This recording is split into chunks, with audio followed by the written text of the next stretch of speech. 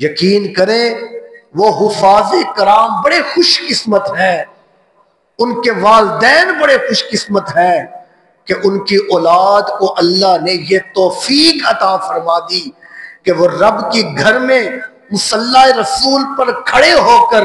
رب کے کلام کی تلاوت کرتے ہیں۔ بڑے خوش نصیب ہے، بڑے ہی خوش نصیب ہے کہ وہ 30 دن قرآن مجید کی تلاوت کرتے ہیں، قرآن مجید پڑھتے ہیں، تراویحوں میں پڑھتے ہیں، پیچھے کھڑے ہونے والے سنتے ہیں اور تراویح با جماعت ادا کی جاتی ہیں۔ ارے ان لوگوں کو معمولی نہ سمجھو، ان کی قدر قیامت کے دن پتہ چلے گی۔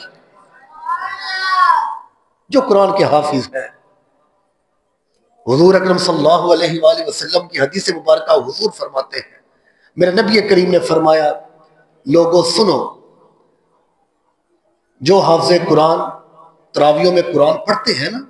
تلاوت قرآن پڑھتے ہیں، تراویح پڑھتے ہیں، دنیا میں حفظ کرتے ہیں، جب قیامت کا دن ہوگا اللہ تبارک و تعالی حافظ قرآن کو بلائے گا اور بلا کر کہے گا، کیا کہے گا؟ اے حافظ قرآن، دنیا پر تو نے میرے کلام کی قدر کی، تو نے تراویحوں میں قرآن پڑھا، تو نے دنیا میں رہ کر میرے قرآن کو پھیلایا، پڑھا، اب ایسے کر کہ جنت میں آ جا اور قرآن پڑھنا شروع کر اور جنت کے درجوں پر چڑھتا جا، قرآن پڑھتا جا، میں تیرا قرآن سنوں گا۔ حضور فرماتے رب کہے گا اے حافظ قرآن تیرا قرآن میں سنوں گا، تو جنت کے درجوں پر چڑھتا جا، قرآن پڑھتا جا۔ حضور فرماتے ہیں پہلا سپارہ پڑھے گا، ایک درجے پر چڑھے گا، دوسرا پڑھے گا، دوسرے درجے پر چڑھ جائے گا، قرآن پاک کی تلاوت کرتا جائے گا، درجوں پر چڑھتا جائے گا، جب قرآن ختم ہو جائے گا ایک مقام پر ٹھہر جائے گا، قرآن مکمل ہوا، درج مل گئے، اللہ فرمائے گا حافظ قرآن یہ تیرا مقام نہیں، آگے تو قرآن پڑھ رہا تھا، درجوں پر چڑھ رہا تھا، میں رب سن رہا تھا،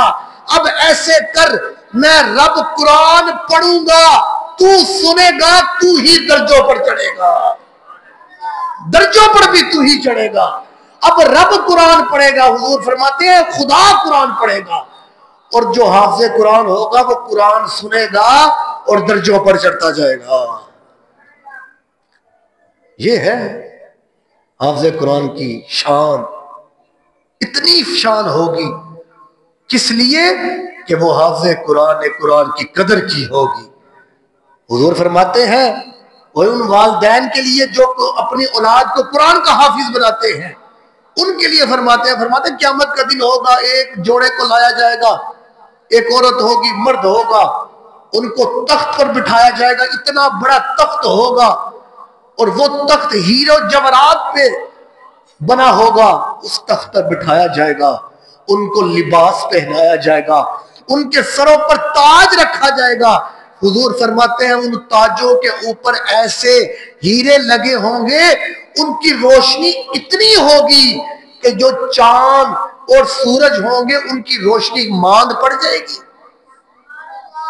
ان تاجوں کے اندر جو ہیرے لگے ہوں گے۔